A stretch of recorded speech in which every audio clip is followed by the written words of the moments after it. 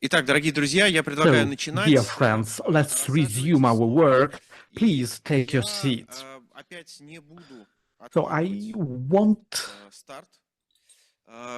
wait anymore. Мы быстрее начнем, тем The быстрее sooner we start, the more time we have for your questions and for your comments. So I would like to pass the floor to our experts. Well, as you see, we have gender balance finally here. And I would like to pass the floor to Stefan Meister.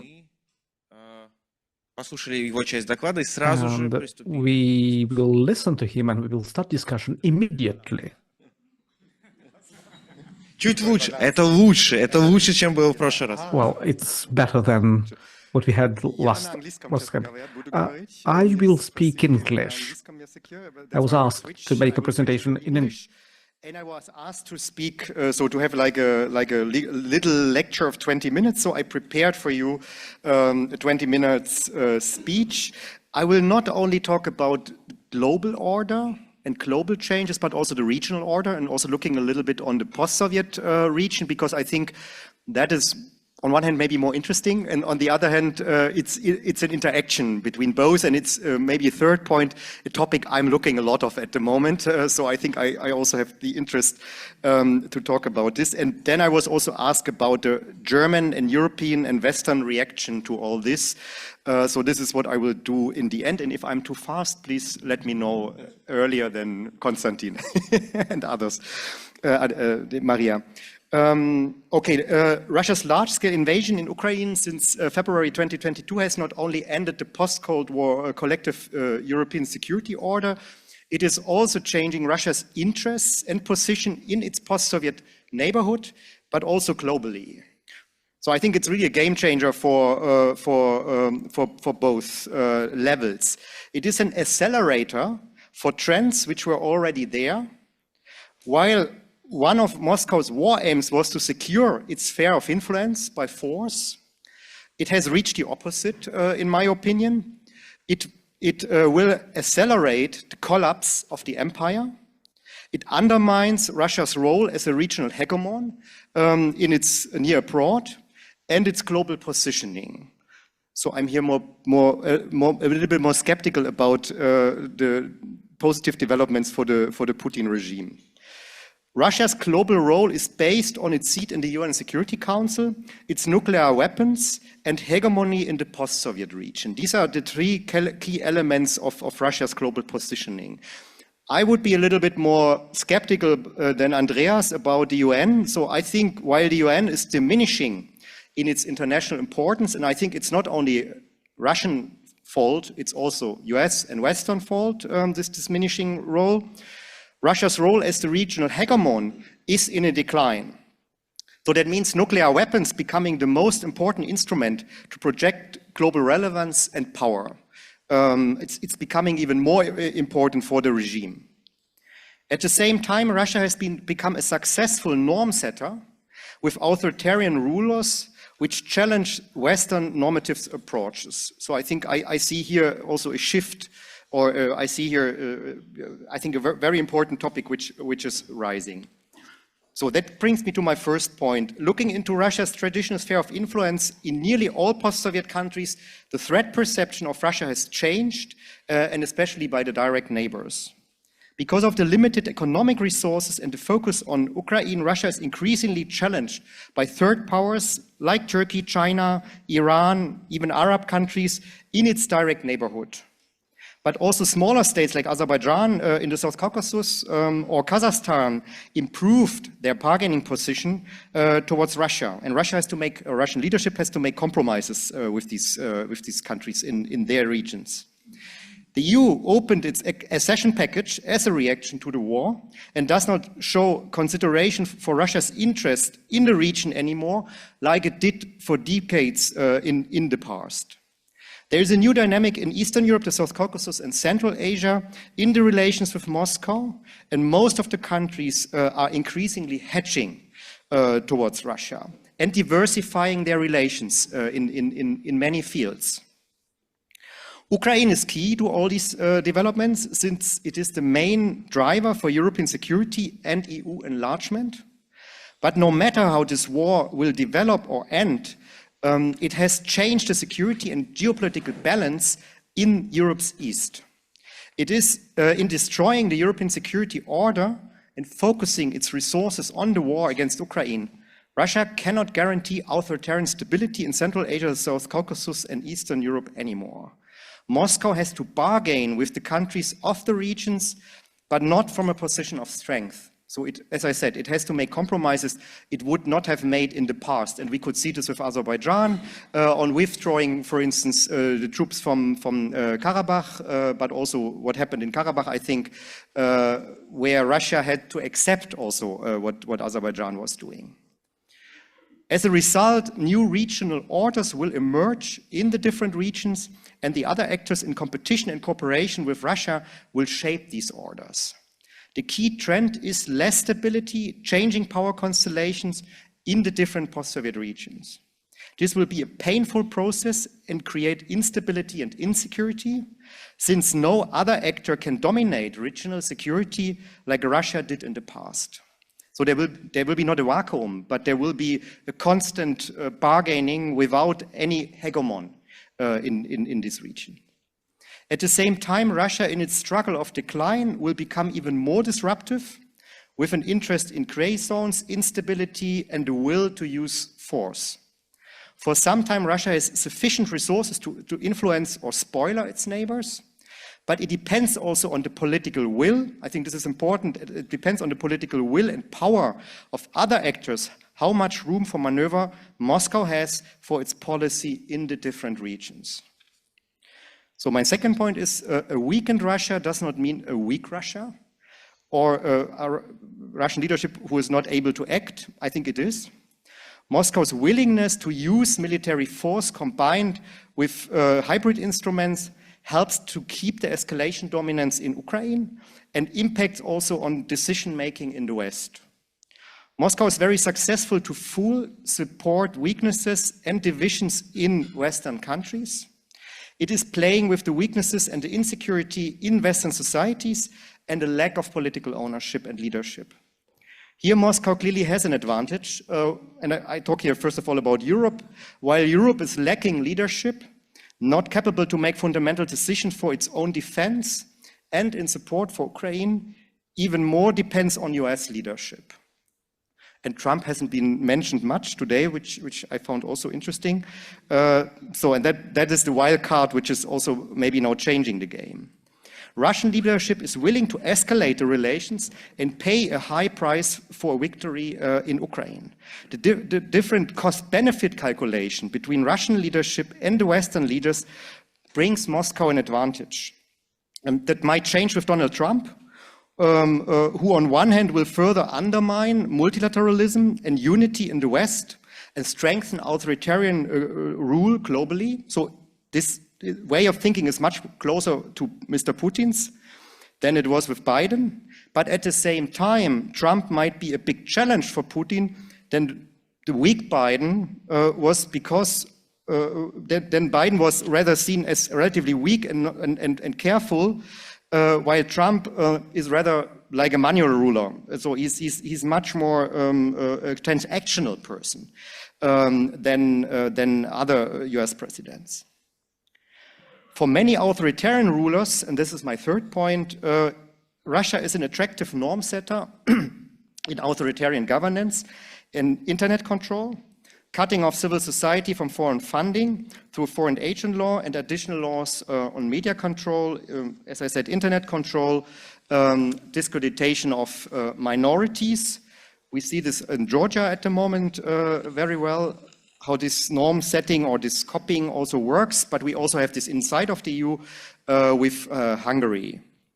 From a EU perspective, countries like Russia and China increasingly challenge its normative approach while offering funding without conditions on rule of law, good governance, labor rights, environmental standards. With this, it is an attractive partner for authoritarian leaders to get resources and have instruments for staying in power. Even inside the EU, as I said, Hungary provides authoritarian alternatives to EU norms and standards, which are attractive for leaders, for instance, in Georgia and in Serbia. Budapest closely cooperates and coordinates with Moscow, and EU member states are not able, and maybe not willing, to stop this. Since Brussels and EU member states are not very transactional in their policy making, they are often slow to respond to the fast-changing developments. So I think it's also about not only about the toolbox, but it's also about the willingness to act, but it's also about the speed of decision-making.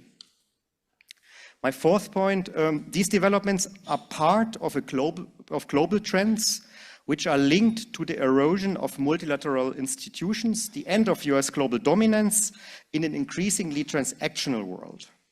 Donald Trump will further accelerate these trends and strengthen authoritarian coalition building and transactional policy.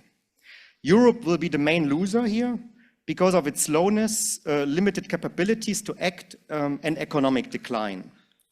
The Western actors, including the US and EU, are not the decisive actors in many parts of global politics anymore. They are not able to force Asian, African, South American countries to follow their sanction policy against Russia, for instance. But they are by themselves not willing to pay a higher price for consequent sanctions towards Russia. They even have an interest, for instance, to keep Russian oil and gas on the global market. So they also undermine their own credibility here. Moscow is very successful in spreading its story about the war against Ukraine in the so-called global south. Anti-Americanism and European colonial legacy is helping here, but also Western double standards do a lot of harm, and the Russian government is very active in other parts of the world with its communication and disruptive policy. With the war in Gaza, it is first of all Western actors who are losing the support with their policy in the Arab world, and not Russia as a supporter of Iran. So on the global level, the rise of alternative global and regional institutions is the result of this fragmented and multipolar world. We talk now about BRICS, Shanghai organizations, but also ad hoc formats like the Astana Forum, which are becoming more attractive for many countries because they offer alternative platforms for exchange without Western dominance, and give direct access to authoritarian rulers and countries with similar interests. These organizations are less institutionalized, like Western dominated institutions, but that makes them exactly attractive, or more attractive, for many, especially authoritarian rulers or also rising states who are interested in ad hoc coalitions. These organizations are an expression of the more interest-oriented transactional cooperation in today's international relations. In global politics, it's not about, in my opinion, it's not about autocracies versus democracies. Most of the countries in the world are hybrid regimes who do not want to belong to one or the other camp, but they want to benefit from relations with both sides. Pragmatism and transactionalism are the main features of such a policy, and many countries in the global south understand Western values as arrogance and hypocrisy. Looking into emerging platforms like BRICS, pushed by Western sanctions policy, we see the rise of alternative financial instruments and alternative currency for trade. Countries like Russia, Iran, but also benefiters like China are the drivers of such trends. These institutions will help to set up alternative financial instruments without substantial institutionalization. So this will also undermine the existing global financial infrastructure. Fragmentation of the financial system, but also of the internet, for instance, and interest-oriented coalition building are key trends of such a new world in which we are partly already in. Russia can benefit from these trends since it will increase global division and award those who are willing and able to act quickly. So it's maybe better prepared, at least in terms of acting, not in terms of resources. So that brings me to Europe and Germany. Especially Europe and Germany are not ready for such a world and are lacking a policy to shape or influence these trends. For too long, European countries tried to keep their comfort zone, while the world is in a dynamic change already since more than a decade. The German Zeitenwende was a reaction to Russia's large-scale war since February 2022, and it was finally a recognition of the new reality in which we already were. The just published memoirs, very much discussed now in Germany by Angela Merkel, are, in my opinion, an expression of this German arrogance and its inability and unwillingness to see realities. I think she made some fundamental mistakes in supporting Nord Stream 2, for instance, or increase of dependency on Russian gas, but she does not recognize her failures and problematic policy in all this. And I think this is exactly what gave Putin the impression that the big war in Ukraine will not be very costly for the Kremlin. While with his Zeitenwende speech, outgoing Chancellor Olaf Scholz recognized for the first time Putin's Russia as the main threat to Europe and Germany, and was willing to invest in defense, in terms of action and next steps, his leadership was falling back into old realities. German and European leaders still try with instruments and mindset from the past, Sergei said this also, from the past to react to fundamental new realities. The lack of preparation for Trump's second term, I would even say the misunderstanding of US policy, which is a key ally of Europe, is a big failure of European politics.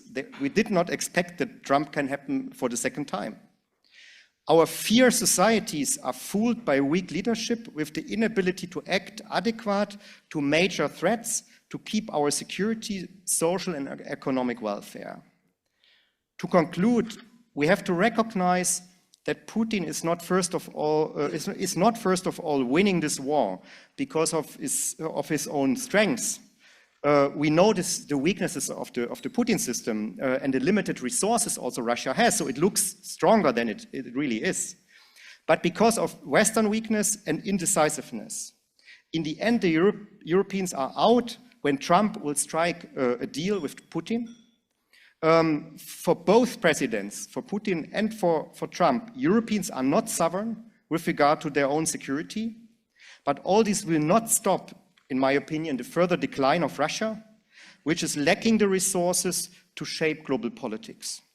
So it's a disruptor, because of the limited resources. The main challenge to Russia will not be Europe, but the US under Trump and rising powers like China, India, or even smaller states in the post-Soviet region with whom Putin will have to make compromises, but will also able to strike deals. So and I think this will be the feature of the next years. Thank you. Thank you. You can even applause. And I will ask Ivan Preobrazhensky and Sergei Shelin if they want to discuss on this topic, or we will listen to the next speaker. Oh, yeah. Ivan, please. Can you give the microphone to Ivan? I'm so sorry, I will speak Russian. Stefan поднял очень интересный вопрос. Stefan touched a very interesting question. But I think that I will even ask the question, I will comment on what he said. Мне кажется, что он говорит, если я не he ошибаюсь, о speaks, том, что Россия if I don't mistake that, компромиссы, и Russia непонятно, has усилия в to этом make Россия или нет. compromises. Здесь If у меня it doesn't, вопрос. it's not clear. If it Нужно ли weakens or каким-то образом strengthens какие-то Russia. политические So my критерии для того, question чтобы is, понять, what если are the дальше изменения criteria to усиливают влияние understand the России changes или нет? if they И тут я just выскажу свою короткую точку зрения. Мне increase the кажется, impact что of Russia or not? In вынужденный my opinion, I think that компромисс this compromise towards the states with which Russia was like an empire before, and they expected more or less the obeying from those countries as it was with Azerbaijan. So it influenced in the region. So I think it strengthens even the position of Putin's Russia, because it has to shape the system of long-term cooperation. And it's never had any cooperations during Putin's time, so Russia just completely cancelled all the partnerships. There were partners, of course, but they were seen just in the construct of benefit and non-benefit for the Kremlin. It was only about the interests, but not about their common values. But now, the values of the authoritarian society, and they are articulated by the Kremlin, they are trying to formulate them. These values are the values which unite the Kremlin and the countries which are ready to step into a coalition with Russia, even if Kremlin just has to do it and doesn't want to do it. So the Kremlin saw before that they are just the king of the mountain and they are the ruler of the mountain, and just they can just give commandments and that's it to the neighbor countries. But now they understand that the situation is getting more difficult, and they start to play a more complicated game. Stefan mentioned Kazakhstan. In the last years, the amount of Russian companies in Kazakhstan just increased many times. Russia is entering the Kazakh market. Just some time ago, Kazakhstan had some riots there, and it wasn't clear who was going to become the president, and so they said that direct investment come only from the US. But now the situation is quite different. Maybe as a result, there will be a space where they even don't need Putin. Maybe it will be a kind of a space of the unique and the same authoritarian values, if we speak about the European approach, of course. I think we will see. I would agree. I think these changes and this changing order and world in the end are beneficial for Russia, and it strengthens Russia. It weakens our role globally and also regionally, and the feature in a way of this politics is much closer to the regime in Moscow than, for instance, to European governance and leadership. So I think, yes, this is also what I wanted to say. It benefits from this changing world, and I think even Putin thinks he can win the game because the global politics is developing in his direction, yeah, in a way. So let's say it like this. On the other hand, I don't see that this Russian leadership has any idea for Russia except the past. I don't see any competitive product this Russian economy can produce except that it has resources. And I also think that we are entering an area where resources, especially oil and gas, will play less and less a role. I think also technology-wise, Russia cannot compete. Even in the military sector, I'm very skeptical about the quality of this. Even when you need to cooperate with North Korea, yeah, on one point. So for me, Russia is still a declining power in an environment which is maybe beneficial in a way, but I don't see, accept this kind of disruptive policy and accept also the military means. And I agree with you. I think what we see is a changing interest of Russia in its post-Soviet neighbors.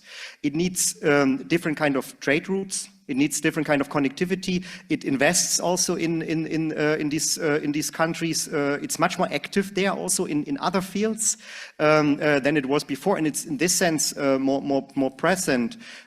But I see at the same time also that these countries try to diversify away from Russia. They try to find other investors, also other markets, and it's not only Europe or the US. It's Turkey, it's Arab countries, it's other Asian countries, South Korea, other countries who are much more active also. So I just think it's not this West and Russia. It's a much more complex game in which Russia maybe has an advantage because it can play with different actors. For us, it's always difficult to manage two crises at the same time, yeah.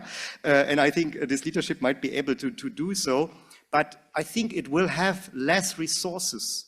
And it has, okay, we can say as a normative power, it is attractive in a way. I say this normative power like this, with this authoritarian rule. But for societies, I'm very skeptical about the attractiveness to be honest. And still, it's a destructive policy for me. So I'm not decided to say it's either or. I think we are in a process, but I would say the dominance is the decline, in my opinion, because of the economic model, because of the lack of vision, lack of ideas for the future of the country, but in an environment which will help Russia to stay an actor for some time. And benefit also from this order, and then it's really about other actors, how much they are able to shrink the space in which Russia can act. And this is what I think we think about, where are the weaknesses of this regime, not in Russia itself, but around Russia, in other parts of the world, and how to weaken its role in these regions. And this is exactly what we are not thinking enough, in my opinion. But there would be options to weaken Russia also. Yeah. Thank you. So I suggest now to speak Jana Puglierin. Your 20 minutes. Thank you very much. First of all, apologies that I don't speak any Russian. I'm also not an expert on Russia. I'm a European security expert, and I work a lot on transatlantic relations. And my talk here will be about continued support for Ukraine in light of the collapse of the German government and the early elections and of Trump too. And I do it in 8 points, and I might not use all the 20 minutes, but I would be happy to discuss some of the points with you afterwards. My first point is that, and I start with the Trump aspect and not with the German aspect. My first point is what Stefan already actually mentioned. Donald Trump is a wild card. And that is easier said than understood, because if you look at him, he has in the past said basically everything and the opposite of it. He is very erratic, and it is very, very hard to know what he's up to. People in the administration are going to try to influence him. And I mean, there is a saying that he's always convinced by who spoke to him last. I would not go that far, but I think that it is also very important to look at the people around him, although he will be the one who makes the final decisions. Colleagues of mine have categorized the people around Trump in the administration in 3 categories. They said there are people who are still primacists, so think of them as representatives of the old Republican Party, model Ronald Reagan or John McCain, people who believe in America's global role, in also the military engagement around the globe, and think that is immediately connected to American prosperity and wealth and global influence. But they are a dying breed, one can say. I mean, they are still, I would say, the majority in the party, but they increasingly play a less prominent role. You've seen it also by the fact that, for example, Mike Pompeo, who is a representative of this tribe, didn't get a job in the Trump administration, although he was present in the first one. Then we have the prioritizers. Those are people in the US that put China first, and they are very influential with this new administration.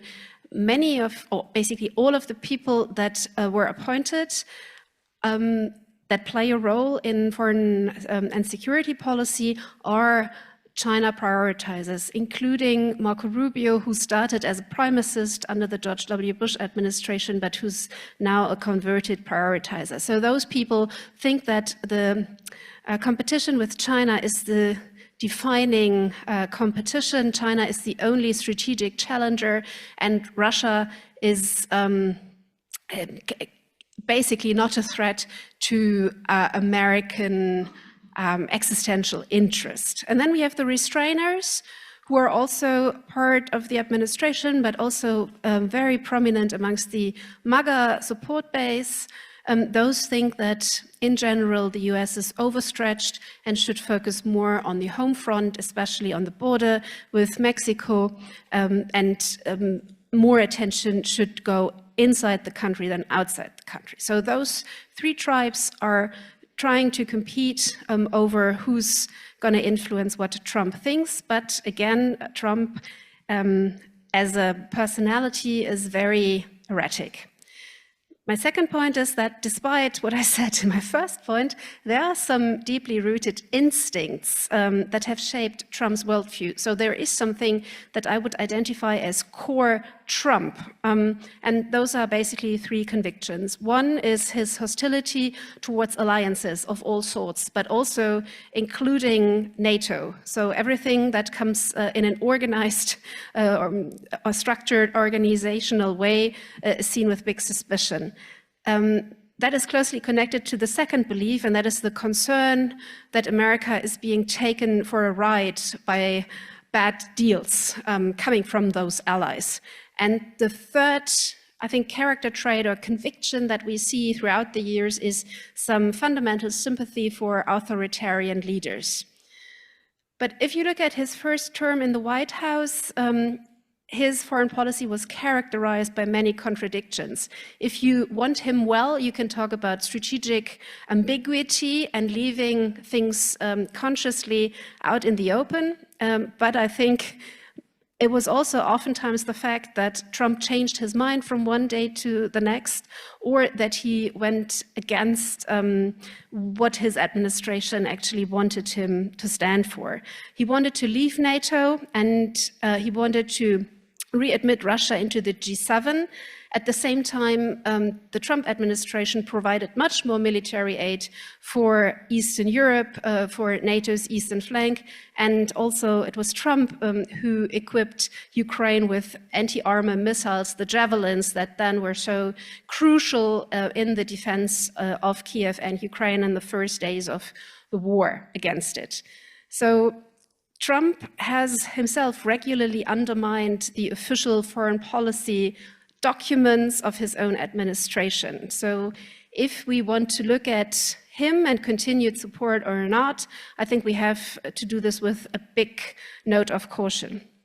The third point I want to make is that, while trying to make sense of what to expect, if we look at the statements that Trump has made on Ukraine since the beginning of the war in 2022, I think Western supporters, European allies, and the government in Kiev have very much reason for concern.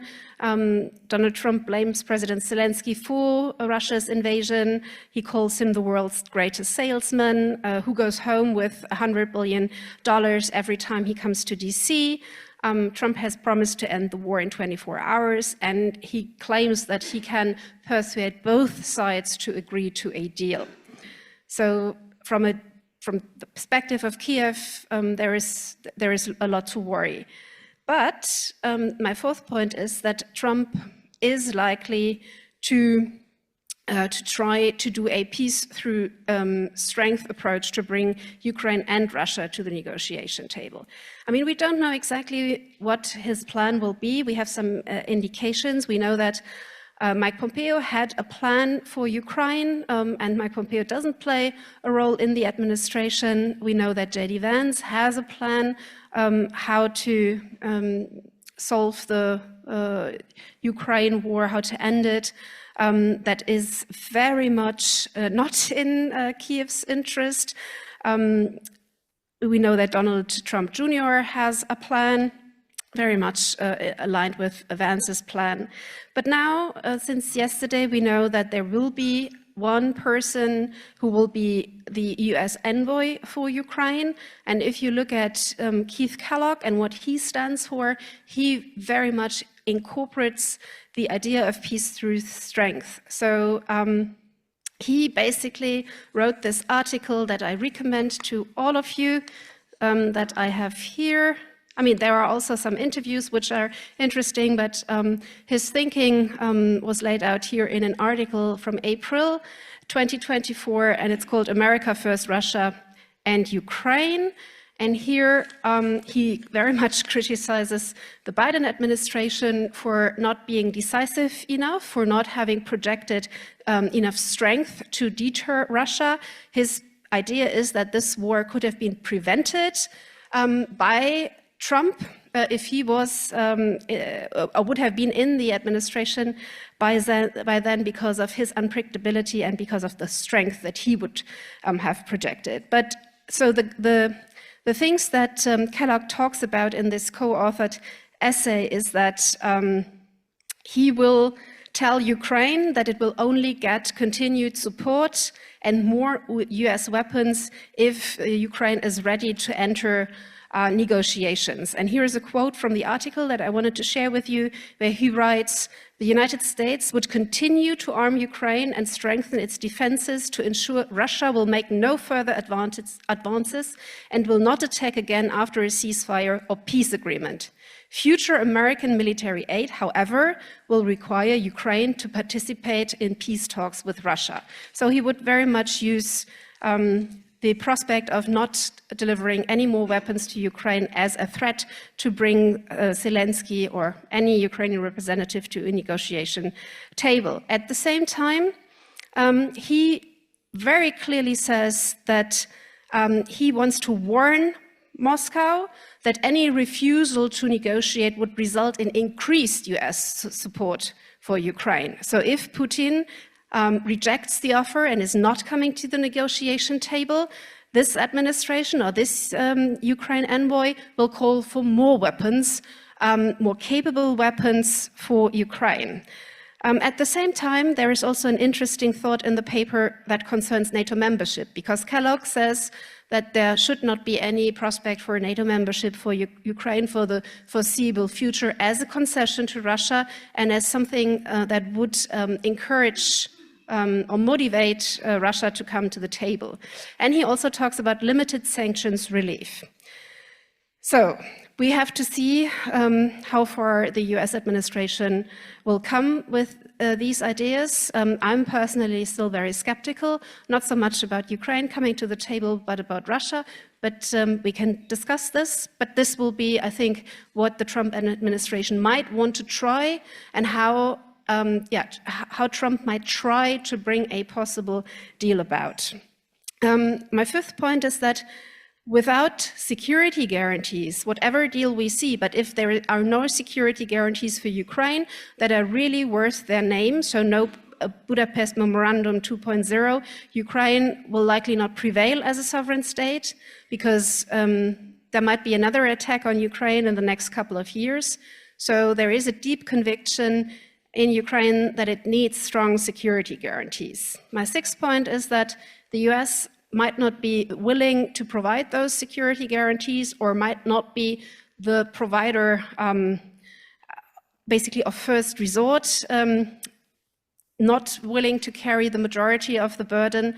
And the question here, and you've already seen this in recent days that the discussion has started, the question is Europe capable of delivering security guarantees for Ukraine, of monitoring a possible ceasefire, of maybe stationing some tripwire force in Ukraine, of bringing the Global South on board? So this is still very much out in the open, especially if the Europeans would do this without having the US's back. The seventh point is now coming to Germany, and I have two other points and then I'm done.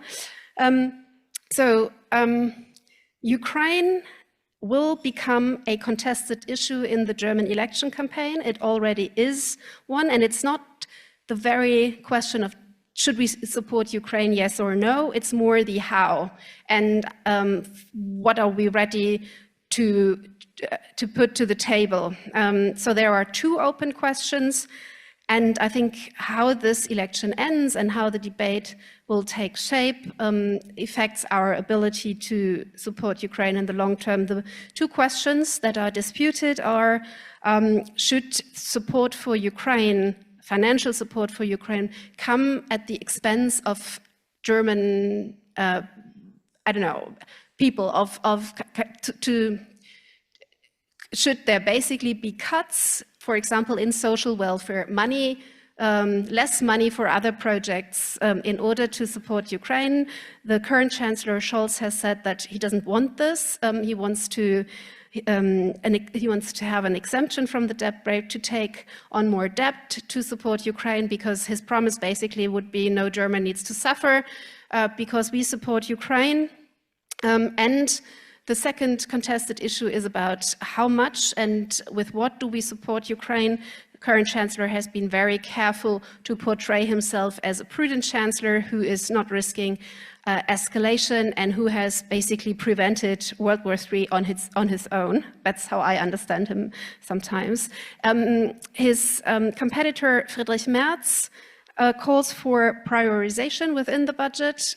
He has not put any Ukraine aid into question, but he has said he wants to finance it more through cuts and through prioritization. And when it comes to supporting Ukraine by military means, he would be more forward-leaning and be ready, or at least he says that he would be ready to take more risks.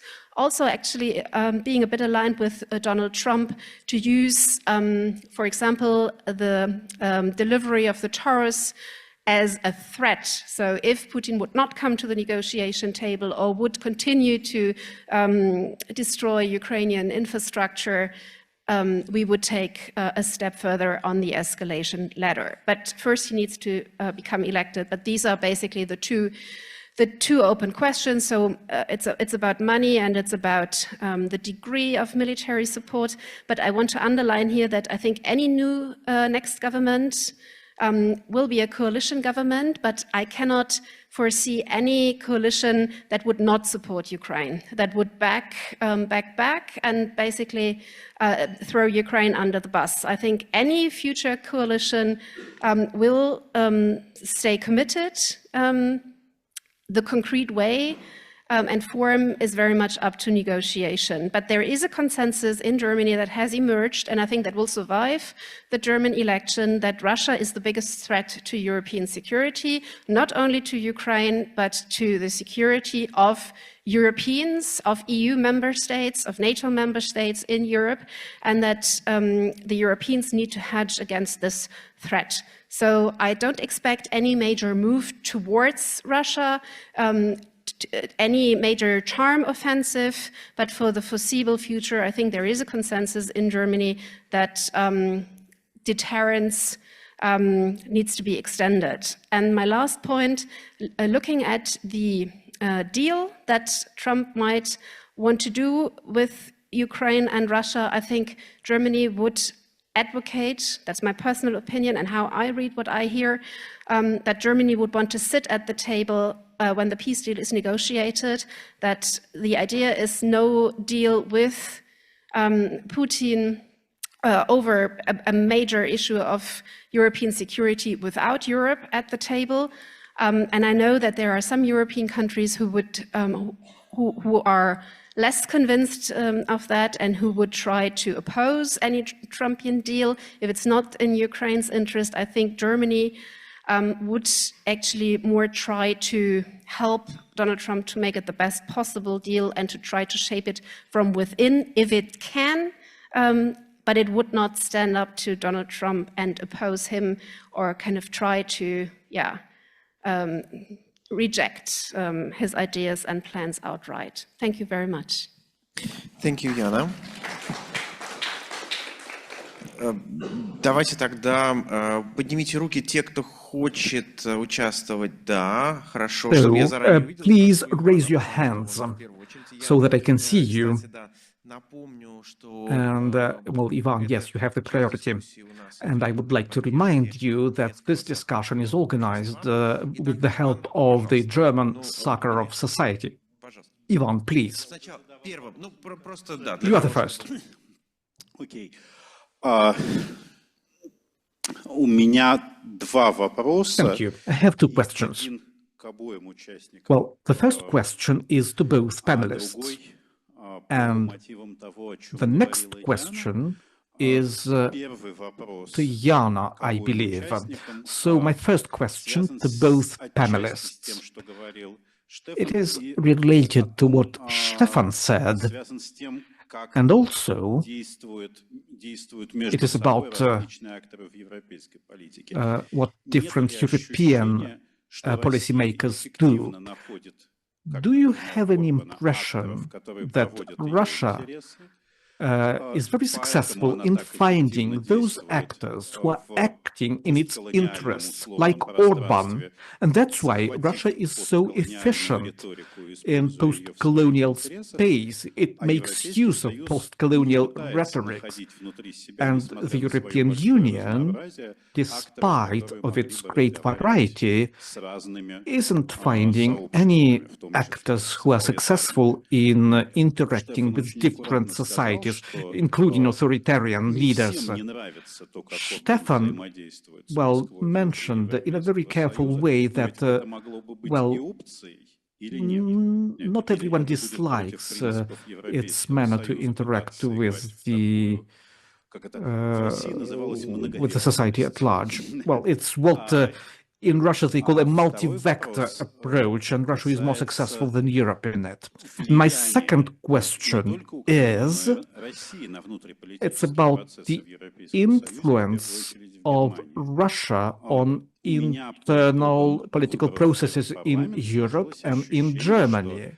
After the elections to the European Parliament, I had an impression that Russia took part directly in those elections and was successful in forming a pro-Russian fraction in the European Parliament.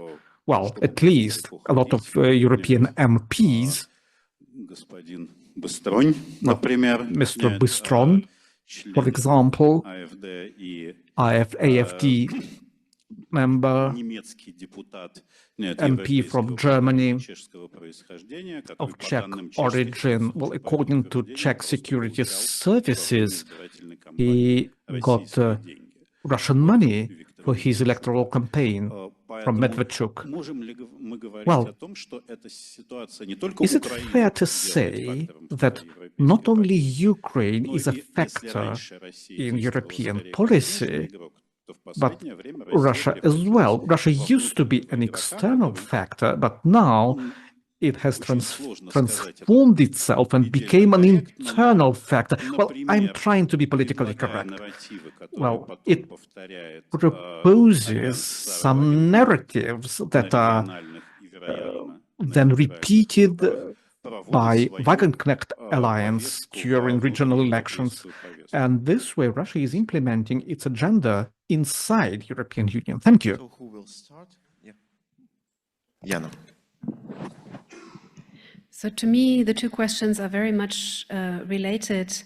Is Russia making use of like-minded actors in Europe and Germany, and is it thereby influencing also the elections? And luckily, I've written a paper with Stefan already in 2015, where we discussed this issue, where we basically talked about Russia's non-military interference in Europe.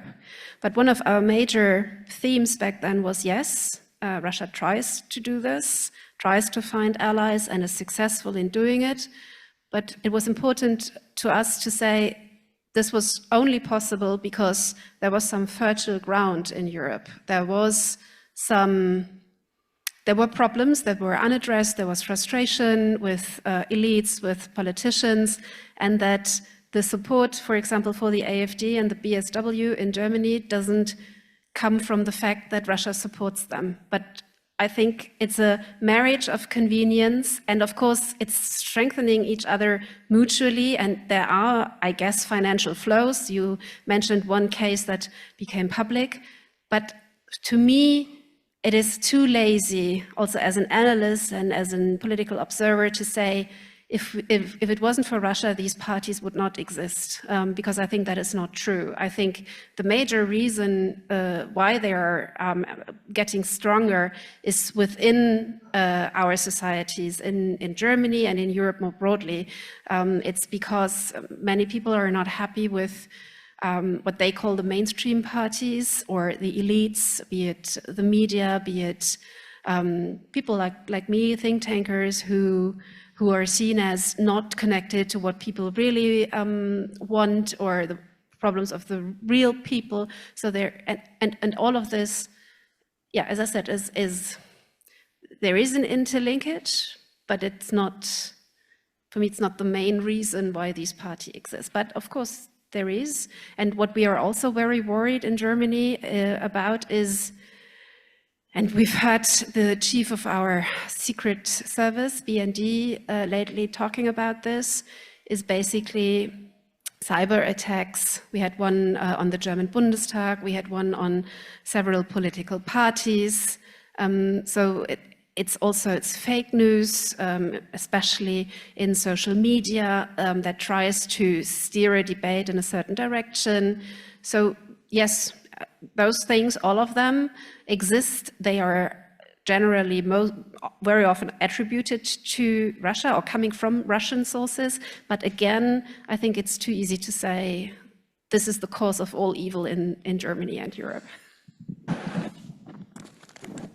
Yeah, I think I have not so much to add. I would agree. I think the problem of the discussion is, in my opinion, sometimes that it gives the impression it's made by Russian actors, but Russia is using what is there and is fooling it, and is increasing division, which is there. But I think what we see is this interaction. We can see that we did a couple of years ago a study on right-wing and left-wing, also radical media, and what kind of narratives they spread, and you can see how they take, especially from Russian sources. At this time it was mainly RT, but there were also other sources, and then they push them into the sphere. But then you also see how Russian media is picking up. So I think you have this kind of interaction, which I would not underestimate. And as I understand it, there are direct contacts between Orban government and actors also in Moscow. There are regular exchanges also between actors. There are getting information from internal meetings in the EU and most likely also in NATO to Russian state actors. So I think there is a I don't know. We don't know if there's a direct line in a way to say what to do, but I think at least there are informations and there is a direct contact, which is taking place, and also buying journalists. And we saw that this one guy from AfD was not only paid by Russia, but at least one of his employees was paid also by Chinese actors. So you can see also, again, it's a part of weakness. You can see how these actors are open for corruption, you can also, sure, you can blame those who paying for it, but you have to play also the other side. So I think it's an increasing division in our societies, which is used, which is strengthened, and it's very difficult to measure what makes it so strong. But I think since we have this division, when we did the study, I think we were far away from the situation in which we are now. where you have parties in local parliaments and also in the national parliaments in Germany, where we didn't expect that these kind of things could happen, and we are getting really normal in Europe, that they are really openly in the Bundestag distributing Russian disinformation. Yeah. So, and you can ask the question: they just doing it because they like it, or is there more into this? Yeah. So, and if Sarah Wagenknecht would not say the things she's saying, I would say someone has to told her that she should say these kind of things. So we don't know. Yeah. But I think there is quite an interaction. There is an ecosystem also. Of media, of different kind of actors. There is corruption, you know, all this informal policy we have. There is a kind of a norm transfer also into our systems, not in the other direction, which has failed. Yeah. So, and I think that is more than just fooling and strengthening something, but that is already a policy which really has an impact. So I would go a step further and say there is really an ecosystem in which Russian actors can have influence, and they are influencing in it. And I think that's something which also intelligence services should look like, yeah, a bit more deep. And I'm sorry, as far as I understood, I did not hear the answer on the first question. I mean, do you imagine the situation when European Union use Orban or someone who can be used by European side to influence Russia, for example? No, I don't think so. I think this is discussed in a way from some people, yeah, to why not like Schröder, yeah, sending to Moscow. This is how I understand it, yeah? Yeah, Russia or other actors. Yeah, but there's no trust for whom he's working. So, yeah, I think there is a discussion about why not to send someone who has this contact and access, and I think we also know that was this discussion between Schröder and Orban, and there, yeah. So some people seem to come back, or they never disappear on one point, and we are somehow in circles.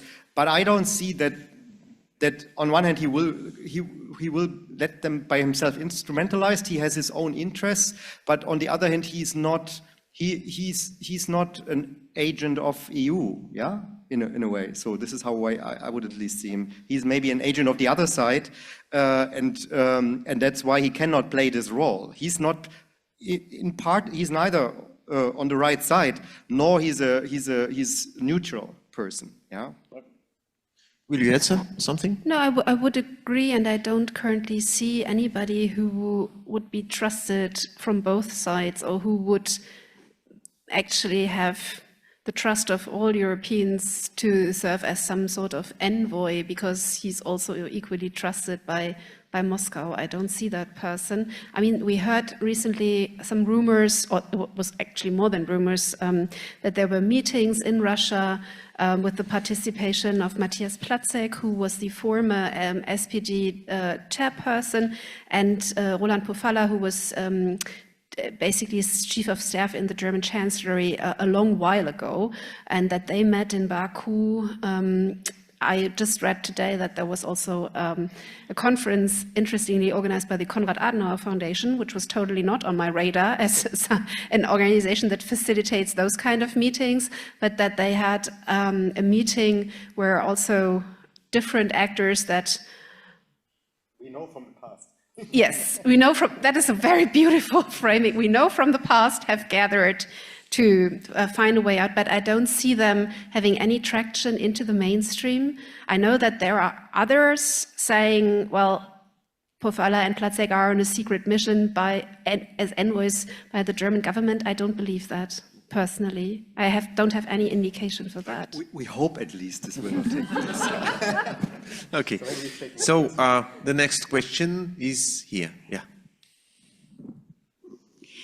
Yes, Barbara Freitag from Prague Center.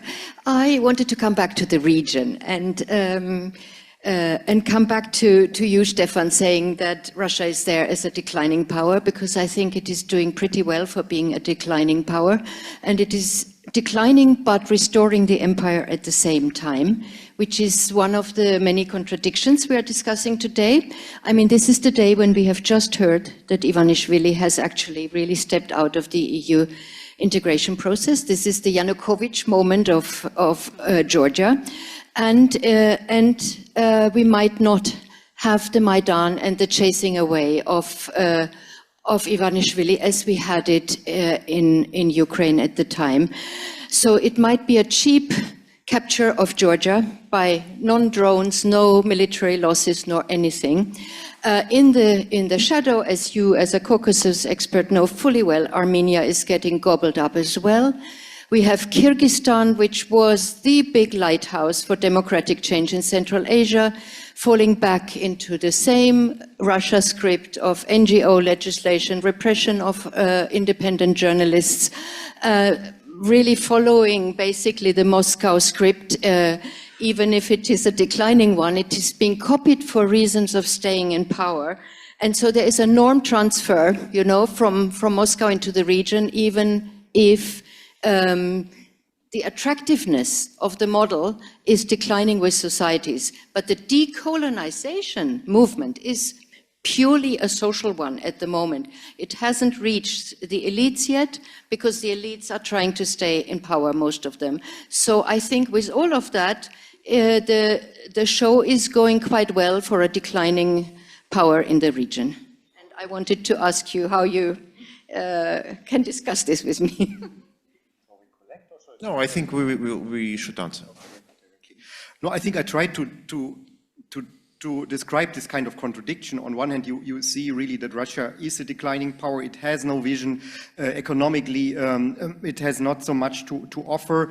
On the other hand, it has some kind of attractiveness for elites in terms of authoritarian rule. Also, if you see the election in Georgia and in Moldova, the schemes also of election rigging, yeah, I think they have really improved in a way. So I think it's and it's not only Russian, it's also again the interaction with some local actors. I would still argue, if you're talking about Georgia, I think the interest of Ivanishvili is not to be part of the Russian camp, but it is to benefit from both sides.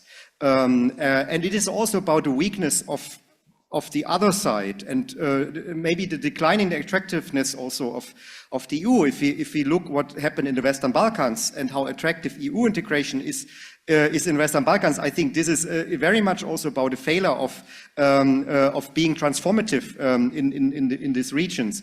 And I think it is also a kind of a legacy in Georgia of authoritarian modernization, top-down modernization, which has not led to a democratization of the country. And again, Russia is using it, and it offers also some tools, yeah, for the regime. So this is also what I think I tried at least to say. This decline will be very painful for all of us, and it is costly, and it can take time. Yeah, and it does not mean it's just a linear process.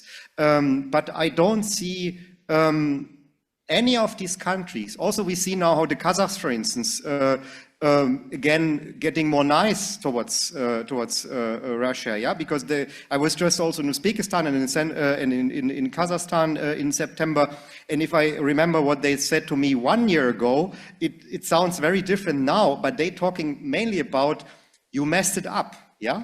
And now we have to deal with these guys in the way we don't like to deal with them, and we wanted to diversify.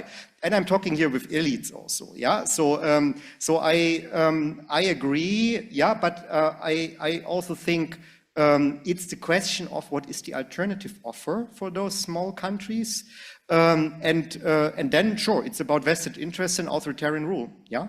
But yeah, we will see. I think if we look into, for instance, Russia-Iran, Russia-China relations, there's no trust at all. And there is also a lot of competition and controversial. So it's not that there's a new alliances are growing, but I think it's much more complex also, this kind of relationship. And if we're looking into specific regions, we see also, Iran has very different interests on some infrastructure projects than, for instance, Russia has. Yeah, and also Turkey. I think I'm not talking too long, but I think yes and no. Yeah, in a way. Will you add something about Georgia? No. Okay, Kirill, please. Thank you so much. My name is Kirill Martynov. I represent Novaya Gazeta Europe, and my question can be a little bit straightforward. What actually should happen, to Europe to shift this attitude to the security, to allow voters to choose, governments who really wants to spend some money on security, not to wait what will happen with Trump, or will Putin ever start nuclear war, and to discuss all this stuff. But to discuss some, to have some programs, which allows Europe to be sustainable in the military way. That's your question. Yeah, so I'm not as pessimistic as you are, because I mean, I don't want to belittle what has already happened. If you would have told me in December 2021 that Germany would kind of put a special fund of 100 billion euro to the table for the German armed forces, would talk about bringing conscription back, would send main battle tanks to Ukraine, although after quite a discussion, I have to say, but still, I would have told you, are you out of your mind? Are you crazy? And what kind of reality are you living? So I think that Germany is now committed to the 2% goal. This is only financed until the end of 2027. Afterwards, we have a 30 billion euro gap on an annual basis. And that's also what the campaign now will be about. But I think so far, even Olaf Scholz, I've interviewed him once a year ago, and I asked him about that, and he said, yeah, we will spend the 2% way into the 20s and into the 2030s. So I think that this idea that we're in a kind of, that we've moved post-history and that wars in Europe are impossible, I think we have had a brutal awakening to this. And although you see some politicians that are still, or where you see kind of some backlash in the narrative, I think that if I talk to the people out there, the majority of them is actually convinced that we need to spend more for defense. You see it also Europe-wide. And of course, if you ask them about trade-offs, it becomes difficult. But there will be also immense pressure now coming from the United States that Europe needs to do more for security. The situation is different than in 2016, where we hadn't a major war at our doorstep that also affects us immediately. So there is this sense of vulnerability, especially if the United States withdraws troops from Europe. There is this sentiment that more needs to be done. And I think if Merz becomes chancellor, he has emphasized often that he wants to prioritize security at a broader scale. Of course, he will enter a coalition. Of course, he will be influenced by other actors. But I'm more positive than you are that Germany is moving slowly. Others, especially on the eastern flank, have been more advanced. But I think there is no going back to, oh, let's spend 1.5% and kind of ruin our army, and that's all fine. I don't see that happening, but maybe I'm too positive. Can I just add 2 sentences? My answer is always only Putin and Trump helps. I think only pressure helps. This is like with the Zeitenwende speech. There was a shock moment. German leadership was willing to spend the money, and then we fall back. Then we fall back and we were not doing the things which were necessary to do. So I think only pressure helps because it's like with climate change. Majorities of the Germans are saying, yes, we support to do something against climate change, but it should not cost us anything. And I think this is the same here. If there's not pressure, we're falling back into a comfort zone. It's not only a German problem. But I think only pressure, outside pressure helps, and that's why we are stuck in reactive policy, and reacting to the escalation of others. So I'm here maybe a bit too pessimistic, but I think without pressure, nothing will move.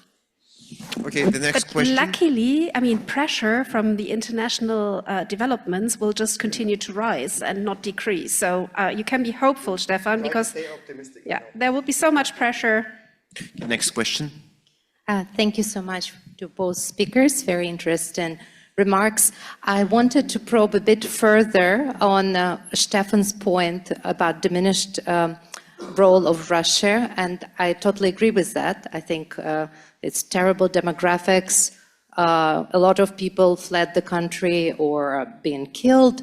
The significance of oil and gas is diminishing in the modern economy, all those factors. But from my anecdotal observations, I can see that a lot of Russians, starting with President Putin, have completely different perceptions. They would like to see themselves as a part of a bipolar world, and they want to, and actually a lot of Russian diplomats and mainstream Russians who are neutral politically believe that it's kind of a bluff on the part of the West, and their mischief would be forgotten pretty much instantly when it's expedient for both sides, and the trade links will immediately resume. And I think, there is a lot of pressure for negotiations now, peace talks. And I'm sure that President Putin will savor every moment of the peace talks when he would again start receiving phone calls from the world leaders. So I think part of the problem is that there is this major difference in perception between what Russian people think their significance is and how Westerners have been evaluating it for a long time and probably now. And that's, if I may, there is a second part of the question to Jana, because you mentioned the word deterrent, and obviously that's a term that is quite familiar from the Cold War times, and it often goes as a nuclear deterrent. And that's a big question for, I think, Germany and Europe. As it has been mentioned, at the moment, there is an umbrella provided by the United States. If that changes, do you see the European policies evolving rapidly in this respect? Do you envision, again, a crazy question, maybe a year ago, Germany deciding to go nuclear and acquire some nuclear deterrent potential? Thank you so much. Just a quick start. I'm not so sure about perception. I think it's also the experience of Russians with the West and Europeans, that there is a kind of opportunism. And business is attractive, yeah. And you have here the discussion also in Germany, if I'm doing presentations somewhere in regions, not only in Eastern Germany, people talking about we want cheap gas back, yeah. So because it's good for our economy. So I think there is a kind of an opportunism, I'm just not sure if this is going to work again after what happened, and I'm not sure if it's possible just to end this war in a way Trump thinks. I don't know if Trump thinks at all how to end the war, but maybe some people around him. And I'm not so sure if Putin has in the end the interest to end this war. Maybe he needs also the war in a way. And we also understand that he does not want to have 5 Ukrainian regions. Yeah, so he wants more. So I think also his feeling about that he can get more because the West is weak and he can strike a deal. Will it drive him also into an ongoing conflict?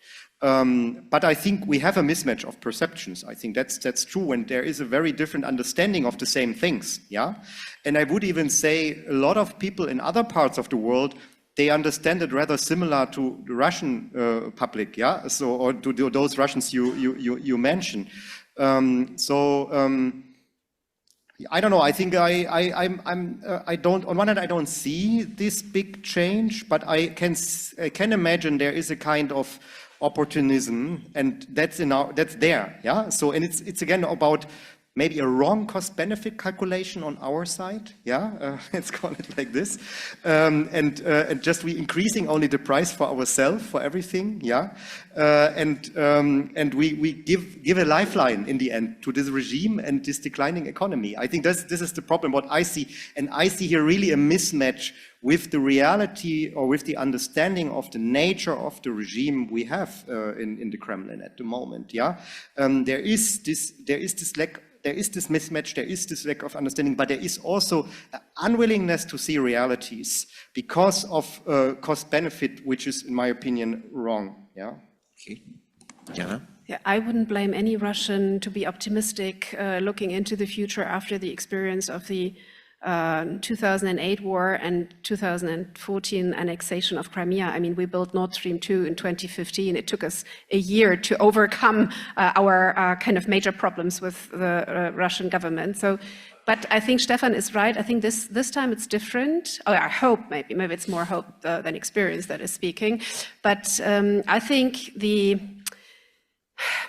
the damage that was done is much more fundamental because it was such a blatant violation of international law, of the UN Charter, it brought the European security order down. So it is not something that you can easily ignore or make good. It's kind of a fundamental issue.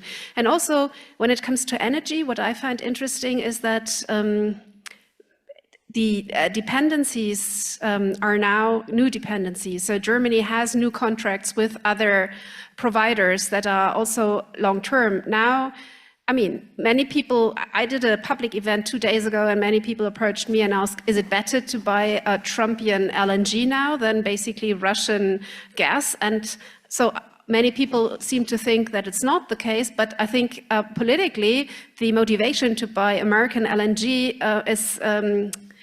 is bigger for any German government because one wants to basically buy American security guarantees. So I think the contracts that were concluded after 2022 are binding and we cannot get out of them that easily. So there is no going back to where we've been, also when it comes to the economy.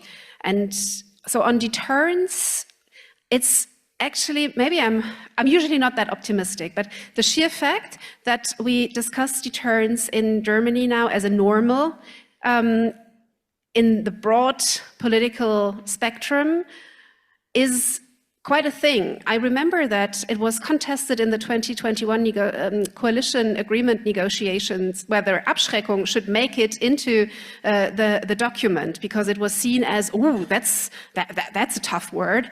And so now we use it as completely normal. We accept the concept that's behind it.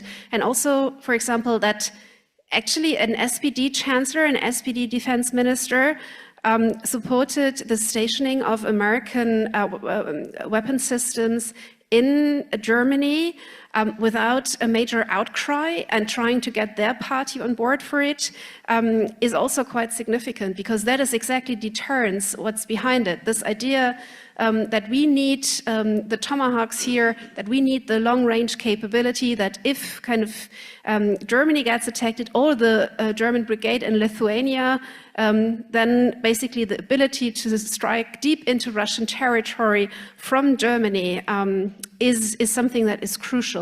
So that these decisions were taken, okay, the AfD and the BSW are up in arms, but the rest of the political spectrum is rather supportive. That is quite, would have been unthinkable 3 years ago. So there is a renewed emphasis on deterrence. The nuclear is the most difficult and problematic part of it. So plan A here certainly is to try to keep the Americans in, not the way they've been here before. I think there's an understanding that something needs to change, But the thinking or the hope is the best outcome would be that the Europeans take over more of the conventional burden and basically do the conventional work in deterring Russia, whereas the US would be an offshore balancer, would somewhat withdraw from Europe, but keep extended nuclear deterrence in place. And that's also what basically we've heard from the people around Trump so far, that they did not put the nuclear dimension into question. But of course, I mean, the moment Trump is in office, we're in this new game again. And I think Macron has made this offer to talk about a European nuclear deterrence. It is not that attractive from a German perspective to basically pay for it, but then to have Macron push the button, or in the future Marine Le Pen, where you think, that is also not very reliable when it comes to being dependent on someone. So I would see us going more towards our European allies that possess nuclear weapons than to go for the German bomb. I think for the foreseeable future, I think that is not within the cards. I don't see any German chancellor openly pushing for this or taking actually steps towards this for the foreseeable future. But the debate on the French component and its role for Europe could be something that could be discussed behind closed doors, not in the public. Thank you so much. Мы должны заканчивать, время наше истекло. Я еще раз напомню про немецкое. So we have to end. We have no more time, and I would like to thank the German Sakharov Society Foundation. Thanks for organizing all this. And I will pass the microphone to Sergei so that he makes an announcement about what is going to happen tomorrow. Thank you, Maxim. Thank you, Stefan, and thank you, Jana. Yes, indeed, it's the end of our work today. It was about political regime and global policy, and tomorrow we will discuss the Russian society, the human rights, and the Russian repressive machine. We will speak about the media and the economy. So please come back tomorrow. I believe it will be as exciting as today. Thank you very much. Thank you to everyone. Thank you to everyone who asked the question, to